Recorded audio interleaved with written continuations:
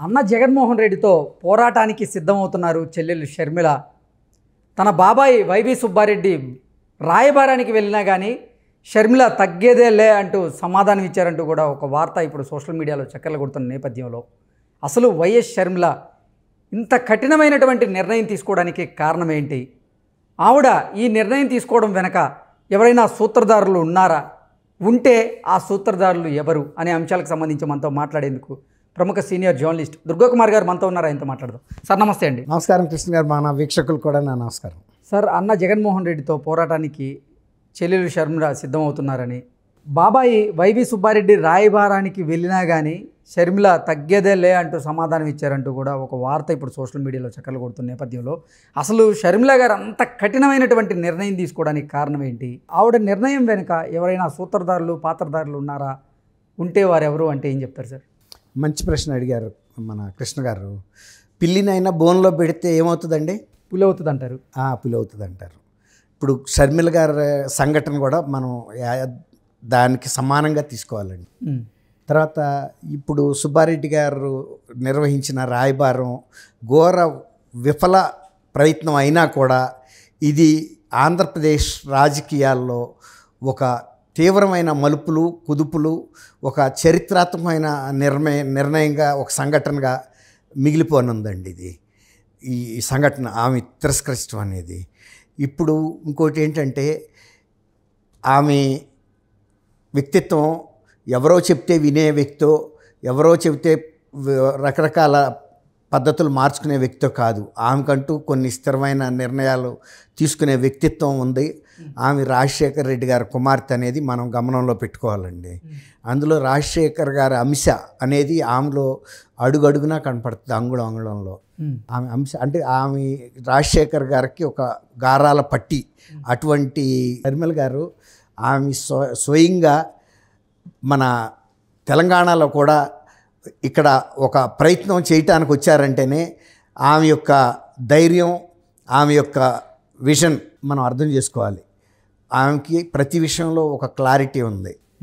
తర్వాత జగన్మోహన్ రెడ్డి గారు అన్నయ్య అనే ఒక ప్రేమతో ఆమె చేసిన త్యాగం కూడా చాలా గొప్ప త్యాగం. ఇప్పుడు చెల్లెల కోసం ఆయన చేసిన త్యాగం అనేది మనకి ఎక్కడ కనపడదు. కానీ ఆయన్ని ముఖ్యమంత్రి చేయటానికి ఆమె పాదయాత్ర చేయటం, తల్లితో కలిసి చాలా కష్టపడ్డారు.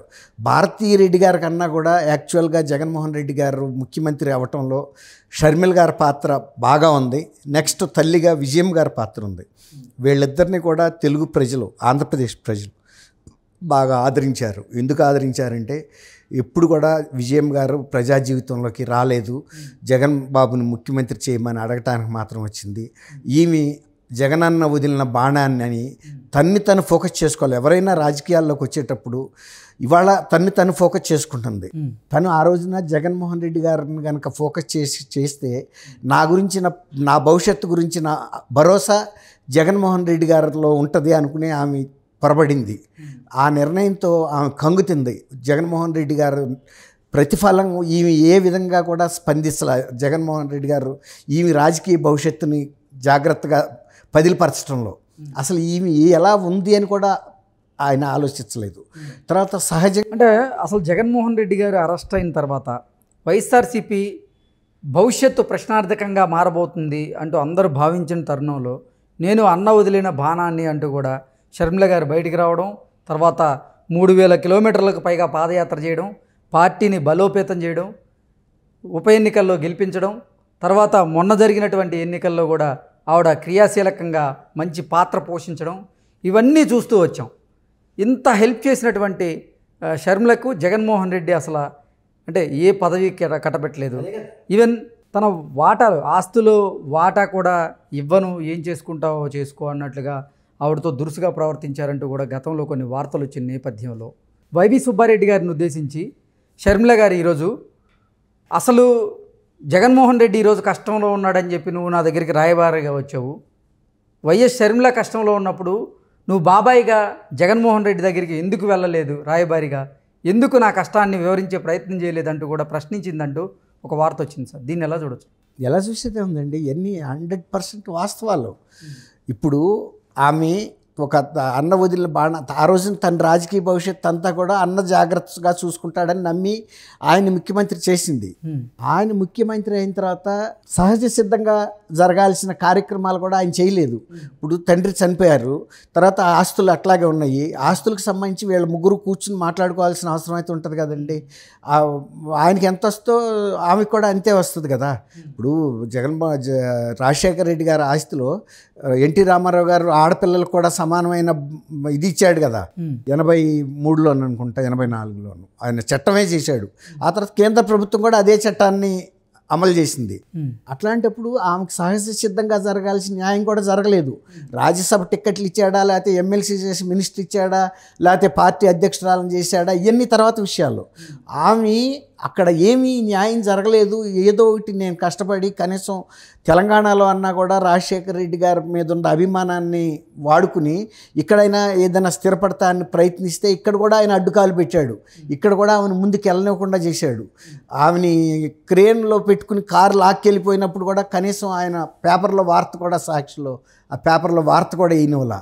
ప్రధానమంత్రి మోడీ గారు అడిగాడు, ఏమయ్యా మీ చెల్లెల్ని ఈ విధంగా వాళ్ళు హింసిస్తే అవమానపరిస్తే నువ్వు స్పందించలేదని. ఢిల్లీలో ఉన్న మోడీ గారు స్పందించాడు కానీ ఈయన స్పందించలేదు. తర్వాత ఈ రాజకీయ ఇక్కడ తీసుకున్న నిర్ణయాన్ని గురించి సజ్జల రామకృష్ణారెడ్డి గారు మాట్లాడాడు. ఆయన మాట్లాడలేదు. బాబాయ్ అయిన సుబ్బారెడ్డి గారు మాట్లాడలేదు. అవన్నీ ఆమె అడిగిందంట మొన్న వెళ్ళినప్పుడు. మీకు ఇవాళ నేను గుర్తొచ్చానా, నేను రోడ్డున ఆయన చెప్పింది ఏంటంటే, అమ్మ జగన్మోహన్ రెడ్డి రాజశేఖర రెడ్డి గారి కుటుంబం నువ్వు ఇట్లా కనుక చేస్తే రోడ్డును పడుతుందంటే, రోడ్డుని ఇవాళ పట్టడం ఏంటి, ఎప్పుడో పడింది. నేను రోడ్డును పడ్డ రోజే నేను రాజశేఖర రెడ్డి కుటుంబంలో బిడ్డను కాదా, నేను వెళ్ళి తెలంగాణలో ఆక్రోశించినప్పుడు మీకు వినపడలేదా, నేను నా ఆర్థిక పరిస్థితుల్లో ఇబ్బందులు మీరు వినపడలేదా, సజ్జల రామకృష్ణారెడ్డి నా గురించి వ్యాఖ్యానం చేసి నన్ను తెలంగాణలో కూడా బలహీనపరిచినప్పుడు ఆ రోజు మీకు వినపడలేదా, సజ్జల రామకృష్ణారెడ్డి మన కుటుంబంలో సభ్యుడా, అతను ఎందుకు మాట్లాడాడు, ఆయనకి ఏం అర్హత ఉంది, మాట్లాడితే నా అన్న మాట్లాడాలి, లేకపోతే మీరు బాబాయ్గా మీరు మాట్లాడాలి. ఇవన్నీ కనపడకుండా ఇవాళ వచ్చి మీరు నన్ను ఏమని రాయబారానికి వచ్చారు, నేను పడుతున్న కష్టం ఇప్పుడు మీరు చెప్పినవన్నీ ఆమె అడిగింది. ఏది నేను తెలంగాణలో ఇబ్బందులు పడుతున్నప్పుడు, లేకపోతే పార్టీ పెట్టుకుని ఆర్థికంగా ఇబ్బందులు పడుతున్నప్పుడు నా దగ్గరికి వచ్చి, అమ్మ మరి నీకేమన్నా ఆస్తులు పాస్తుల గురించి మీరు ఆ రోజు ఎందుకు రాయబారం చేయలేదు, ప్రతి వాళ్ళు నా గురించి మాట్లాడేవాళ్ళే నా పార్టీలో, ఆ రోజు మీరు ఎందుకు ఖండించలేదు సజ్జల్ని, నువ్వు మాట్లాడటానికి వీల్లేదు, అదేదైనా ఉంటే మా కుటుంబ సమస్య మేము మాట్లాడాలి అని ఆ రోజు మీ గాలి పోలేదా ఆంధ్రప్రదేశ్లోనూ, బయట వాళ్ళు మన కుటుంబ విషయాలు మాట్లాడితే. తర్వాత వివేకానంద రెడ్డి గారు మర్డర్ కేసు విషయం తర్వాత ఆ రోజే రాజశేఖర రెడ్డి కుటుంబం రోడ్డును పడలేదా, ఎవరికి తెలీదు ఈ రహస్యం ఎవరు చంపారనేది. ఆ రోజు ఆయన చంద్రబాబు మీద వాళ్ళ మీద వీళ్ళ మీద అని వేసాడు, మరి ఆయనే కదా ముఖ్యమంత్రి అయింది, కేసు పెట్టించాడా అని అడిగిందండి. అడిగితే పెట్టలేకపోయారు. ఎందుకు పెట్టలేదు, ఆయన ఏమైనా కాపాడే ప్రయత్నం మీరు చేస్తున్నారా అని అడిగిందండి. తర్వాత సొంత కుటుంబ సభ్యులైనా సరే మనం న్యాయం మాట్లాడాలి కదా. మా చిన్నాన్న చచ్చిపోతే అసలు ఎవడు చంపాడు, ఎవడన్నా సరే మన రక్త సంబంధికుడైనా సరే మనం కుటుంబాన్ని అతన్ని ఉరికి స్తంభం ఎక్కించినప్పుడు రాజశేఖర రెడ్డి కుటుంబ విలువ దక్కేది. రాజశేఖర రెడ్డి గారు న్యాయానికి నిలబడ్డాడు కానీ ఇట్లాంటి అన్యాయాలకు నిలబడలేదు. ఆ న్యాయానికి నిలబడ్డబట్టే ఇవాళ జగన్మోహన్ రెడ్డి గారు వాళ్ళ ముఖ్యమంత్రి అయ్యాడు. ఆయనకుండా పరపతిని ఉపయోగించుకుని అయ్యాడు తప్ప మా అన్న పరపతి కాదు కదా ఇది. ఇలా అన్ని విధాలు అడిగిందంట ఆమె.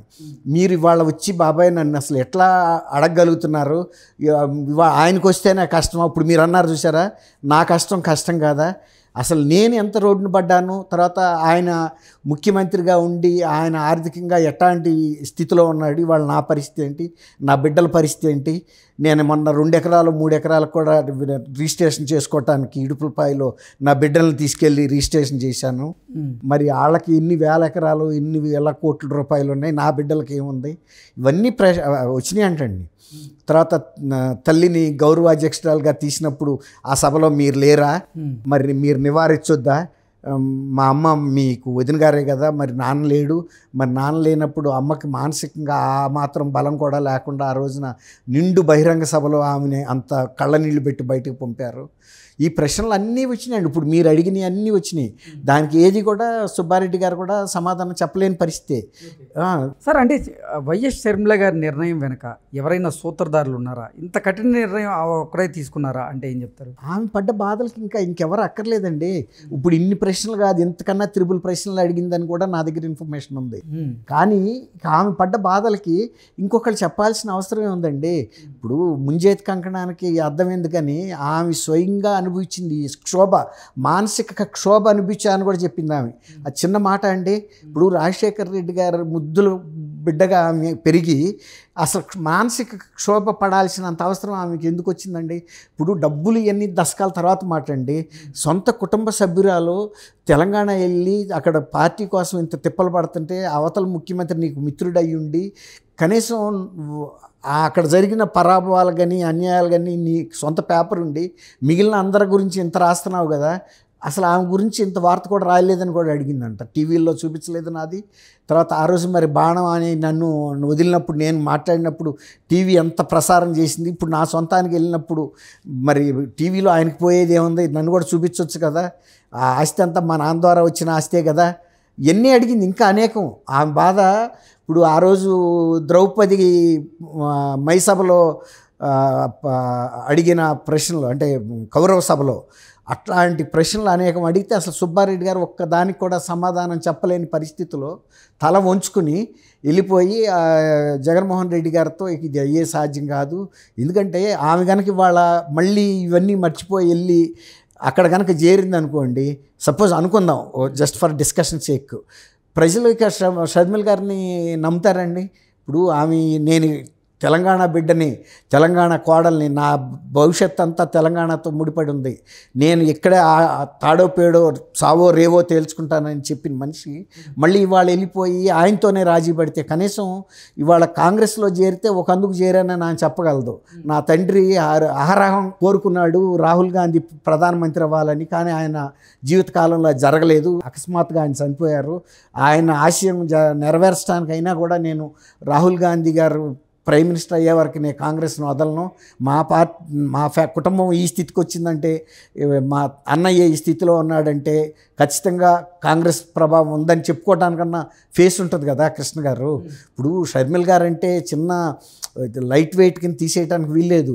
ఆమెకి అధిష్టానం కూడా అంత ఇంపార్టెన్స్ ఇస్తుంది. ఇవాళ ఆమె ఒకసారి కనుక పార్టీలో చేరితే ఆంధ్రప్రదేశ్కి పరిమితం అయ్యే పర్సన్ కాదు ఆమె. ఆమె ఒక రకంగా జాతీయ స్థాయిలో కూడా ఒక మహిళా నాయకురాలుగా ప్రొజెక్ట్ అయ్యే అవకాశం ఉంది. కాబట్టి జగన్మోహన్ రెడ్డి గారితో ఆమెకి న్యాయం జరుగుతుందన్న ఆశ ఎక్కడా లేదు. ఒక రకంగా విజయమ్మ గారు కూడా నిలబడతారా లేరో తెలియని పరిస్థితుల్లో ఆమె ఉన్నారు. ఇవాళ కొడుకు మీద ప్రేమతో విజయమ్మ గారు కూడా రేపు షర్మిల గారు గట్టి నిర్ణయం తీసుకున్న తర్వాత షర్మిల గారు వెనక ఉండకపోవచ్చు. మొన్న తెలంగాణలో అప్పుడు ఉంటానన్నారు, కానీ ఇప్పుడు ఆంధ్రప్రదేశ్కి వెళ్ళినప్పుడు ముఖ్యమంత్రి షర్మిల అన్నా ఉండాలి, జగన్మోహన్ రెడ్డి అన్నా ఉండాలి. అప్పుడు కొడుకా కూతురా అనేటప్పుడు కూడా తల్లిగా విజయమ్మ గారు ఒక రకంగా మనసు ఇదయ్యి జాలిపడి కొడుకు మీద ఎప్పుడైనా తిప్పొచ్చు. కానీ షర్మిల గారి వాళ్ళ తన రాజకీయ అది అడిగింది ఆమె, నా రాజకీయ భవిష్యత్తుని బలిపెట్టాను ఇది ఆయన కోసం, కానీ ఇవాళ నా రాజకీయ ఇంకా కూడా బలిపెట్టాలా అని అడిగితే ఏం మాట్లాడతాడైనా? ఇప్పటికైనా నన్నుగా బతకనమని అడిగింది ఆవిడ, అంటే సొంత నిర్ణయాలు తీసుకోమని. కాబట్టి అటువంటి పరిస్థితుల్లో ఇది ఈ విఫల రాయబారమైనా కూడా రాజకీయ పరిణామాలని ఆంధ్రప్రదేశ్లో మార్పు తీసుకురావడానికి ఇది ఒక ఘట్టంగా ఉపయోగపడుతుందని అయితే మనం భావించాల్సి ఉంటుంది కృష్ణ గారు. Okay sir, thank you so much. Thank you Krishna గారు, నమస్కారం.